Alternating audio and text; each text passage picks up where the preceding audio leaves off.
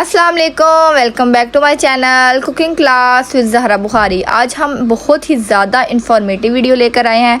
आज हम आपको बताएंगे कि सोन हलवे में जो समनक यूज़ होती है वो किस तरह बनाई जाती है और फुल डिटेल के साथ आपको बताएंगे। आपने वीडियो को एंड तक ज़रूर देखना है और अगर वीडियो पसंद आए तो चैनल को like, share, comment and subscribe कर लीजिएगा और बेल को भी ज़रूर प्रेस कर लें ताकि हमारी हर न्यू अपलोड आप तक आसानी पहुँच सके। तो चलिए करते हैं स्टार्ट।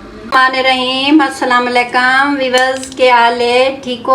अल्लाह पाक दे करम नाल असी भी बिल्कुल ठीक ठाक हाँ। ते अज असी बड़ी ज़बरदस्त रेसिपी लैके आए हाँ ते जिस दे विच असी तुहानू दसां कि सोन हलवा किस नाल बनाउणा चाहिदा ते किस तरह बनदा।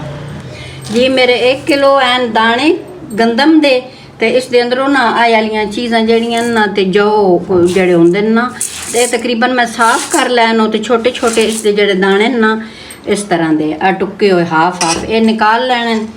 ये मैं चुन के ना अंदरों सारे ते इन्हां दी सफाई कर ली। ठीक है, तो इसन एक परूण दे विच ना छाण लिया, खुले जिन्हां दे हौल होंदे ना उस दे विच छाण के ये बिल्कुल हुण मेरी गंदम तैयार है। ठीक है, इसनूं असी गिला कर देने आ। बस इतना पानी डालना जिस दे विच अच्छे तरीके नाल डिप हो वंजे, क्योंकि असी बाद विच पानी ज़ाया करना। ठीक है, इसनूं हुण असी ना पूरी रात इसनूं असी फ्रिज च रखना, उतों ढक के ना ढक देना, क्योंकि गंदम दा मौसम नहीं है। वो तो सर्दियां च होंदी है, सर्दियां दे विच गंदम दी कढ़ाई होंदी है, गंदम फुटदी है। तो ये आला जेड़ा एक दफ़ा पानी उतार देना, जेड़े आ बिल्कुल कमज़ोर हैं ना ये आले दाने ये असी निकाल देने। ठीक है, ये वेखो ना जिथे जिथे मैं नज़र आ रहा है ना खराब दाने मैं निकाल रही हाँ। इसनूं मैं बिल्कुल जो कमज़ोर दाने आन उत्ते तरन लग पैन वो मैं निकाल दिते हैं। बिल्कुल हुण साफ मेरे को आ गए सारे दाने। इसन ना असी पानी दे विच डिप करके रात पूरा रख देसां फ्रिज दे अंदर। फ्रीज़र च नहीं रखने, फ्रिज दे अंदर रखने नूं तो ढक देने आ। ये मेरे किलो दाने नूं ते दाणियां दा कोई नहीं, अगर थोड़ा पाउडर ज़्यादा भी बन वैंदा ते वो वाला दूसरे हलवे च कम दे वैंदा। ते इसनूं असी हुण ना ढक के रख देने आ पूरी रात, फिर मिलते हैं जी। रात पूरा असी इसन फ्रिज में रखी रखा, दाने बिल्कुल नरम हो गए नो इस तरह। तो ये फ्रीज़र दे विच नहीं रखा, असी फ्रिज च रखा। ठीक है, तो इसका हुण पानी असी निकाल देने। तो इसनूं किस तरह करना, क्या टोकरी है ना, टोकरी लै ली चौड़ी जी, थोड़ी ज़्यादा चौड़ी, तो इस नीचे टप रख लिया।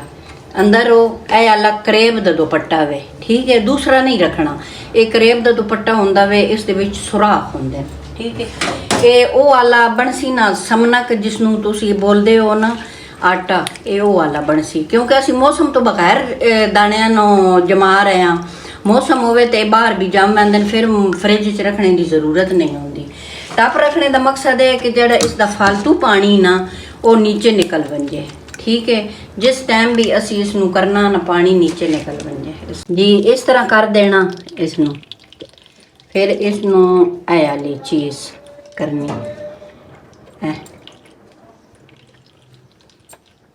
बस हुण इसनूं तो खोल के नहीं वेखना। इस हुण तुसीं कम अज कम 3 दिन, 3 या 4 दिन उतो गिलियां करदियां रहना पानी नाल। सुबह रोज़ाना उठ के तुसीं इसनूं इस तरह करके ना पानी का तरकाव कर देना बस पूरा, ताकि जड़ा इसका पानी निचड़ के वैसी ना नीचे वो टप दे विच वैसी टप तले लाजमी रखना। ठीक हो गया बस ये गिला रासी पूरा दिन रात, फिर सुबह उठ के इस तरह इसनूं कर देना पानी सारा। ठीक हो गया, तो फिर पूरा दिन इसनूं पानी नहीं लाउणा, ना रात नूं लाउणा, बस सिर्फ सुबह के टाइम ते लाउणा। ठीक हो गया, ये गिले रासन तो ये जमने दाने शुरू हो गए सन। आम तुसी जिस जगह ते भी रख दो, जरूरी नहीं हुण फ्रिज च नहीं रखना, इस स्टेज ते इसनूं फ्रिज विच नहीं रखना, तुसी बाहर ही रखना, जिस जगह ते भी रखो जी। माशाअल्लाह दाणियां दी पोजीशन वेखदे आ, 3 दिन गुजर गए, हुण अज चौथा दिन ने इसनूं। ते जेड़े असी दाने जमाए हैं इन्हां दी पोजीशन वेदा वेखो जी, इसकी दाड़ी आ गई कितने प्यारे जम गए ना ठीक हो गया। इधर इसलिए मुच्छा भी नाल मजाक तो अलावा सही कह रही हैं। देखो ना माशाल्लाह कितने कोई भी कितने अच्छे तरीके ना माशाल्लाह ये होए नो सही जम के तैयार होए। उफ अल्लाह सही।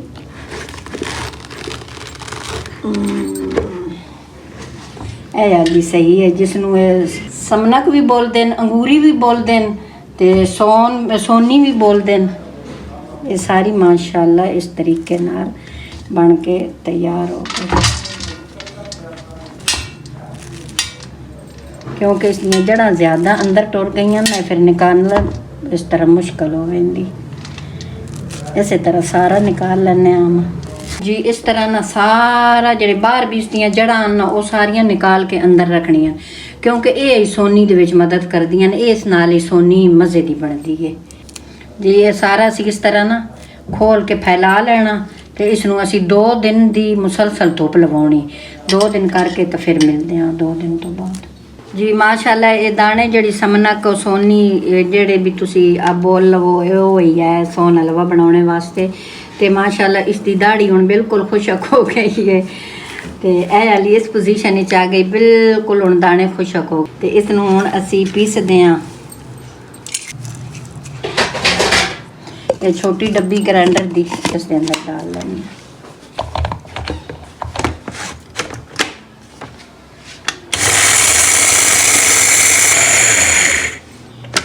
माशाल्लाह चेक कर लेने। ये वाला मैं बाउल ले लिया, बाउल के अंदर छन्नी मोटी सुराख वाली रखी, क्योंकि ज़्यादा बारीक नहीं करना।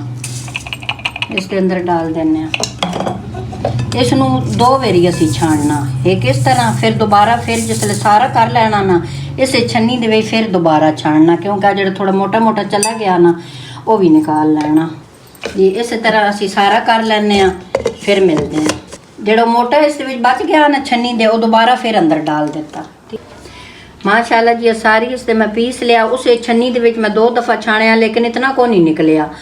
इस तरह मोटा मोटा ही करना होंदा, ज़्यादा बरीक नहीं करना होंदा। माशाल्लाह कितना कम अज़ कम किलो ते है, इतना आटा निकल गया वे जी। इसनू ना तुसी इस तरह छापर विच डाल के ना, या जिप लॉक बैग जिहड़ा भी तुहाडे कोल है, इस तरह डाल के तुसी फ्रिज दा जिहड़ा दरवाज़ा होंदा उस दे विच या फ्रिज दे अंदर जिथे नमी ना होवे, इस तरह तुसी बर्तन विच भी रख सकदे हो ताकि इस दे विच कीड़ा ना पवे। बर्तन विच भी रख सकदे हो, वैसे फ्रिज विच भी रख सकदे हो, एक प्लेट रख के उस दे उत्ते भी रख सकदे हो। ठीक है, ये थोड़ा खराब नहीं होंदा, फ्रिज विच नहीं खराब होंदा। अगर बाहर रखो ना गर्मी है ना कीड़ा पैवे सी। इसदा मैं हलवा बना के इंशाल्लाह जल्दी अपलोड करसां। ते इस दे नाल मैं चाहनी हाँ इजाजत। अपना रखा है ढेर सारा ख्याल, मेरे वास्ते मेरी फैमिली वास्ते कर दिया है दुआ। अल्लाह हाफिज़। फिर मिलते हैं एक न्यू रेसिपी के साथ, तब तक के लिए अल्लाह हाफिज़। चैनल को like share comment and subscribe जरूर कीजिएगा और बेल को भी जरूर प्रेस कीजिएगा ताकि हमारी हर न्यू अपलोड आप तक आसानी पहुंच सके। खुश रहें, आबाद रहें। अल्लाह हाफिज़।